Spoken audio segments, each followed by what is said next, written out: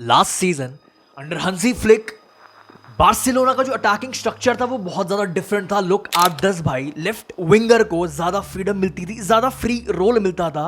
Left winger बहुत बार left half spaces में दिखता था, बहुत ज्यादा फ्लूइडिटी दिखती थी, एक फ्रीडम मिलती थी। बट दिस सीजन के पहले मैच में दिखा भाई, लेफ्ट विंगर विड्थ होल्ड कर रहा है, ओपोजिशन की जो डिफेंसिव लाइन उसको स्ट्रेच कर रहा है।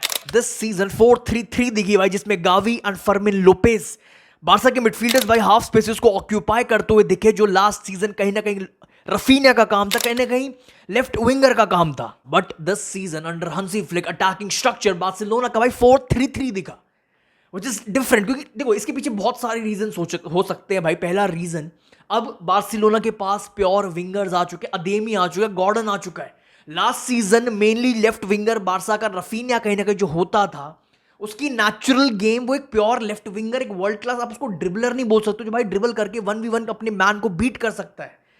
रफीनिया का बेस्ट बाहर निकालना, उसको भाई हाफ स्पेसेस में यूज करो। और बार्सिलोना के पास एक ऐसा प्लेयर था जो है, ऑलरेडी है, इस सीजन में भी है, कैंसिलो होता था यूजुअली, जो भाई लेफ्ट बैक पोजीशन से एक अपने आप में ही एक कंप्लीट विंगर होता था भाई, कंप्लीट विंगर जो विड्थ होल्ड करता था। सेकंड रीजन, 4-3-3 की वजह से इन अटैकिंग जोन्स आपको नेचुरल ट्राइंगल्स फॉर्म होते हुए दिखते हैं on both flanks. Constant triangles भाई दिखते हैं भाई, जो प्रेस तोड़ने में, जो गेम को प्रोग्रेस करने में काफी यूजफुल होते हैं। Barcelona versus एल्चे, season already over दिख रहा है भाई एज अ रियल फैन, क्योंकि विदाउट नंबर 9 अगर आप अवे स्टेडियम पे जाते हो 5 गोल ठोक के आते भाई। बार्सिलोना वर्सेस एल्चे 5-0 दो हाफ की गेम थी। पहले हाफ में भाई ज्यादा पोजीशन, ज्यादा कंट्रोल, ज्यादा डोमिनेंस एल्चे ने रखा था भाई अपने घर पर। बट सेकंड हाफ में बार्सिलोना एक अलग लेवल पर दिख रही थी, just because of few changes, tactical changes, few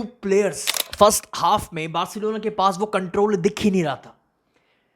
and जो काम विदाउट ए नंबर 9 जो चाहता था, जो हंसी फ्लिक चाहता था रफीनिया से, जो रफीनिया को वो खिलाता है एज योर फॉल्स 9, जो वो काम जो वो चाहता था फॉल्स 9 की तरह रफीनिया खेले, वो काम रफीनिया कर ही नहीं पा रहा था। देखो भाई, फॉल्स 9 का जो मेन काम होता है ना, वो होता है भाई फॉल्स 9 कंसिस्टेंटली भाई ड्रॉप करेगा डीप एंड अपने साथ सेंटर बैक, एक ना एक सेंटर बैक अट्रैक्ट करेगा। बट रफीनिया ये काम कर नहीं पा रहा था, उतने बेहतरीन तरीके से नहीं कर पा रहा था, बिकॉज रफीनिया का जो नेचुरल गेम है वो भाई वो है to make a run, to press, to make a run, to make in behind runs. And Raphinha को नहीं जाना जाता भाई, उसकी वो गेम ही नहीं है कि कंसिस्टेंटली भाई डीप ड्रॉप करे, टाइट एरियाज में ड्रॉप करें एंड टाइट एरियाज में बॉल को रिसीव करें। ऑल्दो भाई रफीनिया ने पहले हाफ में अच्छे से काम ना कर, वो रोल अच्छे से ना निभाते हुए भी भाई एक गोल एक असिस्ट डाल दिया था भाई। बट इसके पीछे बहुत बड़ा रीजन है, 2 गोल्स आए रफीनिया की तरफ से आए भाई कंट्रीब्यूशन, बिकॉज वो एल्चे ने मिस्टेक करी, अपनी मिस्टेक की वजह से वो 2 गोल आए भाई। दोनों गोल्स में बॉल लूज करी एंड टर्न ओवर पर बार बार खुलते हुए दिखी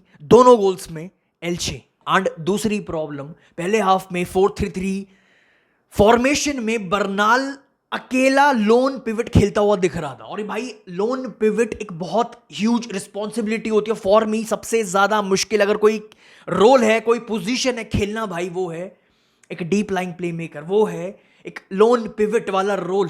समझ रहे हो, पूरा गेम चलाना था बर्नाल को, पूरा गेम की भाई पूरी रिस्पॉन्सिबिलिटी पीछे से पूरा बिल्डअप संभालना था बर्नाल को, पूरा बॉल प्रोग्रेस करनी थी बर्नाल को भाई, कनेक्ट करना था सेंटर बैक्स को विद इंटीरियर्स। मेन रोल था, सबसे मुश्किल रोल था बर्नाल का। एंड थर्ड प्रॉब्लम, बार्सा के पास, हंसी फ्लिक के पास एल्चे की जो डिफेंसिव 5 सेंटर बैक खिलाए थे, अगर उसकी डिफेंसिव लाइन को तोड़ना है आपके पास रनर्स होने चाहिए, और वो बार्सा के पास भर भर के गॉर्डन है, देमी है, रफीनिया है, फर्मिन लोपेज, भर भर के रनर्स है। पहले हाफ में हर एक रनर्स भर भर के, रनर्स की कमी नहीं, बट दिक्कत थी उन रनर्स को ढूंढकर निकालना जो कॉन्स्टेंटली रन तो मार रहे थे, बट आपके पास पिच पर एक ऐसा प्लेयर अवेलेबल नहीं था बार्सा के पास, like Olmo, like Pedri, like अब रॉड्री आ गया, लाइक जो यमाल भी काफी बार करता हुआ दिखा। बट अनफॉर्चुनेटली यमाल का वो जो गेम था, मेरे ख्याल से worst game I have ever seen. Yamal को मैंने देखा इन बार्सिलोना शर्ट। प्रॉब्लम थी भाई यमाल बहुत इनकंसिस्टेंट दिख रहा था। प्रॉब्लम थी भाई आप अपने रनर्स को ढूंढ के निकाल ही नहीं पा रहे थे, उनके रन्स को पकड़ ही नहीं पा रहे थे। सो कंक्लूजन क्या बाहर निकल के आता है भाई, ना आपके पास जो हंसी फ्लिक को जाना जाता है, जो उसने इतना बड़ा इवोल्यूशन लाया भाई। जो बार्सिलोना टिकी टाका के लिए जानी जाती थी, उस बार्सिलोना को भाई पोजीशन भी दिया, बट साथ ही साथ डायरेक्टनेस दी। ना डायरेक्टनेस थी वर्सेस एल्चे इन फर्स्ट हाफ, ना कंट्रोल दिखा, ना डायरेक्टनेस दिखी, ना रनर्स को ढूंढ पा रहे थे आपके प्लेयर्स जो पिच पर थे। 3 प्रॉब्लम, बट एक चीज जिसकी वजह से 2 गोल आए कंक्लूजन में भाई, एक चीज वो थी प्रेसिंग। सबसे बड़ा वेपन, एक आखिरी वेपन रह गया था बारसा के पास, क्योंकि ना कंट्रोल, ना डायरेक्टनेस, ना कुछ, सिर्फ आखिरी वेपन था प्रेसिंग, जो बारसा ने भर भर के किया भाई in first half. Coordinated pressing and pressing की वजह से भाई बारसा के 2 गोल्स आए इन फर्स्ट हाफ। अब क्वेश्चन ये आता है भाई, तो फिर गेम चेंज कहां हुई? सेकंड हाफ में ऐसा क्या किया हांसी फ्लिक ने, बार्सिलोना ने ऐसा क्या किया जहां भाई 5 गोल ठोक दिए अवे स्टेडियम पर जाकर, जहां विदाउट नंबर 9 भाई। सेकंड हाफ स्टार्ट होने से पहले पेड्री उतार दिया भाई। गावी को बाहर किया, इंजरी थी, जो भी था भाई सीन, बट पेड्री के आते ही कंट्रोल आया। एंड वी ऑल नो भाई पेड्री इज बेटर कंट्रोलर भाई, मतलब प्योर राइट नाउ। अगर आप मेरे से पूछोगे प्योर, अगर मैं सिर्फ कंट्रोलर की बात करूं राइट नाउ भाई, कोई भी इस बंदे के आसपास नहीं है भाई। Pedri immediately started dropping deeper भाई and provide the defense with a reliable passing option भाई। पूरा अकेला इस बंदे ने कंट्रोल संभाला, पूरा गेम चलाया पीछे से भाई। And he is a pure controller and a pure game changer. And ये बात मैं बहुत बार बोल चुका हूं, ऐसे प्लेयर्स को आप गोल या असिस्ट से जज नहीं कर सकते भाई। दिस इज एग्जैक्टली व्हाट जो रियल मैड्रिड मिडफील्ड में मिस कर रही है। एंड सेकंड चेंज जो हांसी फ्लिक ने किया, उस चेंज ने खत्म कर दिया एल्चे को अपने ही घर पर। अदिएमी बाहर किया एंड गॉर्डन आया भाई। इस चेंज ने नहीं खत्म किया भाई, अदिएमी भी बहुत बढ़िया खेला, बट गॉर्डन लेफ्ट विंग पर चला गया भाई। एंड सबसे इंपॉर्टेंट चेंज भाई इन माय ओपिनियन, यमाल को बाहर के जो बहुत ही ज्यादा इनकंसिस्टेंट था भाई, ऑल्मो लाया। And as a Real Madrid fan right now, अगर आप मुझसे पूछोगे as a Real Madrid fan, मुझे सबसे ज्यादा डर किस प्लेयर से लगता है बार्सिलोना के, वो है ऑल्मो। क्योंकि ये बंदा गोल ठोक सकता है कहीं से भी, ये बंदा कहीं से भी चांस क्रिएट कर सकता है, ये बंदा कहीं से भी एक पास से चांस बना सकता है। ये बंदा अपनी जो इसकी टाइट एरिया जोन जो ड्रिबलिंग है, कितनी बार देखा वो पेनल्टी जितवा कर देता है भाई। कितनी अपने लिंकअप प्ले से खोल सकता है किसी भी डिफेंस को, अपने शॉर्ट पास, अपनी क्विक पासिंग से भाई, अपने टर्न से, अपनी जिस तरह बॉल को रिसीव भाई। ये एंड ऑल्मो आते ही भाई फॉल्स 9 पर चला गया। गॉर्डन लेफ्ट विंग पर, रफीनिया राइट विंग पर। आओ अब दिखाता हूं भाई फॉल्स 9 क्या होता है, क्या कर किसी भी टीम की मां बहन कर सकता है भाई, अगर इसको सही तरीके से एग्जीक्यूट कर दिया इन प्योरेस्ट फॉर्म। और वो सारी चीजें फॉल्स 9 खेलने के लिए, वो सारी चीजें ऑल्मो के पास है।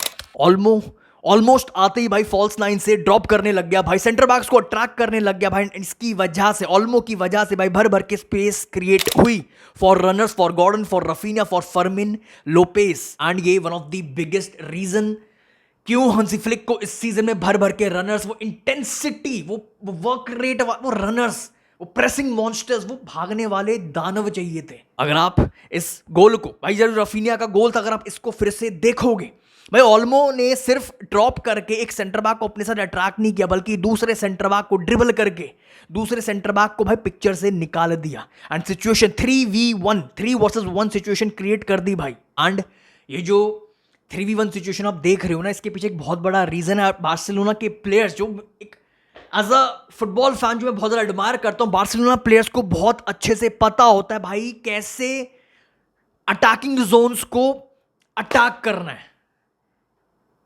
बहुत तगड़ा है। अब देखो भाई फोर्थ गोल, इस गोल में भाई पेड्री की, भाई हर कोई पेड्री की बात कर रहा है, पेड्री के टर्न की बात कर रहा है, पेड्री के पास की बात कर रहा है, गॉर्डन की बात कर रहा है, गॉर्डन के रन की बात कर रहा है, गॉर्डन के पास की बात कर रहा है भाई, बट कोई भी ये नहीं पूछ रहा गॉर्डन को लालीगा जैसी एक लीग में इतनी खाली स्पेस कैसे मिल गई भाई। यही तो काम है फॉल्स, यही तो ऑल्मो है भाई। लुक एट ऑल्मो ने ड्रॉप करके भाई, जो उनका मेन सेंटर बैक, जो भाई आखिरी सेंटर बैक, जो भाई इस सेंटर बैक को डिस्ट्रैक्ट कर लिया, अट्रैक्ट कर लिया अपने साथ भाई। ऑल्मो की movements is what creates this opportunity भाई। ऑल्मो की वजह से पेड्री के लिए पासिंग लेन खुली, ऑल्मो की वजह से भाई गॉर्डन को इतनी डिफेंसिव लीग में इतनी खाली स्पेस मिली। एंड फिफ्थ गोल दिखाने से पहले भाई मुझे एक चीज क्लियर करनी है, एज अ फुटबॉल फैन, अगर आप जावी के स्ट्रक्चर्स को उठाओगे, अंडर जावी बार्सिलोना के स्ट्रक्चर्स बहुत ज्यादा डिफाइंड थे, बहुत ज्यादा रिजिड थे। हर एक प्लेयर को पता था मेरा इतना रोल है, मुझे इतने जोन में ही खेलना है। रिजिड रोल होता था मेरा, अगर मैं स्ट्राइकर हूं तो मैं स्ट्राइकर हूं, अगर मैं विंगर हूं तो मैं विंगर हूं। Rigid role. फ्लेक्सिबिलिटी नहीं होती थी भाई, but under Hansi flick he is very different, he is very very very different भाई। पर इधर किसी की भी पोजीशन फिक्स्ड नहीं होती थी भाई, फिक्स्ड नहीं under Hansi flick.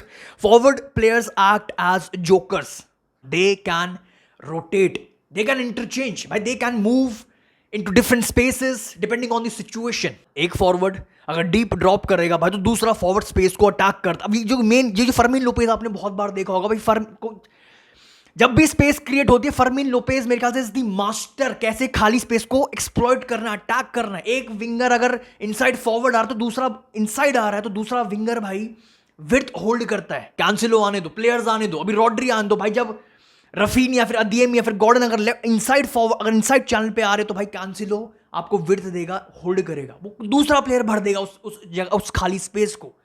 And this is not about destroying your structure, this is about making your structure flexible.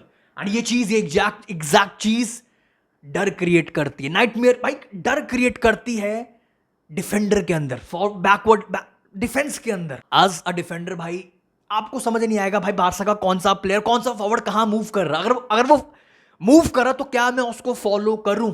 अगर मैं फॉलो नहीं करूंगा तो उसको भर भर के फ्रीडम मिल जाएगी। अगर मैं उसको फॉलो करूंगा तो दूसरा प्लेयर जो स्पेस क्रिएट होगी, अगर मैं भाग रहा हूं उसके पीछे, जो स्पेस क्रिएट हो रही है कोई और बंदा उस स्पेस को अटैक करेगा। एंड एग्जैक्टली भाई ये चीज देखने को मिली फिफ्थ गोल में। भाई आप भाई डिफेंडर को समझ नहीं आएगा अभी तक जो काम ओल्मो कर रहा था भाई, जो फॉल्स 9 वाला काम जो खेल रहा था, जो ओल्मो कर रहा था बहुत ही बेहतरीन सेकंड हाफ में जब से वो आया था। बट इस गोल में, फिफ्थ गोल में ओल्मो अब खेलने लग गया, नेचुरली एक्ट करने लग गया भाई एज योर नंबर 10, वापस नंबर 10 वाली पोजीशन पर चला गया। फर्मिन लोपेज खेलने लग गया, जो इस मैच में नहीं खेल रहा था भाई वो खेलने लग गया, एक्ट करने लग गया एज फॉल्स 9। एंड सबको पता है भाई फर्मिन लोपेज मास्टर है खाली स्पेसेस को अटैक, उसको पता है बहुत इंटेलिजेंट, खाली स्पेस को कब कैसे अटैक करना है, वो मास्टर है, वो बंदा मास्टर है। बट बंदे ने इस पोजीशन फॉल्स 9 से पूरी दुनिया को दिखाया भाई मैं खुद ही वो स्पेस क्रिएट कर सकता हूं और खुद ही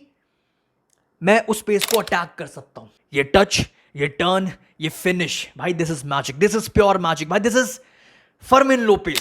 अगर बार्सिलोना को नंबर 9 नहीं मिलता this season, I don't think Barcelona को कोई दिक्कत आने वाली है।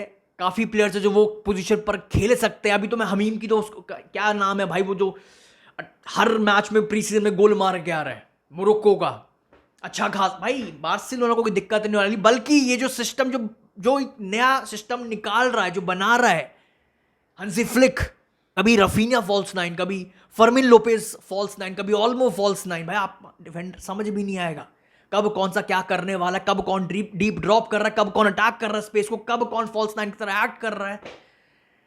That's all for this video भाई। अपने थॉट्स कमेंट सेक्शन में जरूर लिख के जाना इस वीडियो पर। इस चैनल को सब्सक्राइब करना बिल्कुल भी मत भूलना, अपने थॉट्स एंड लाइक करना बिल्कुल भी मत भूलना। I'll see you very soon. Thank you.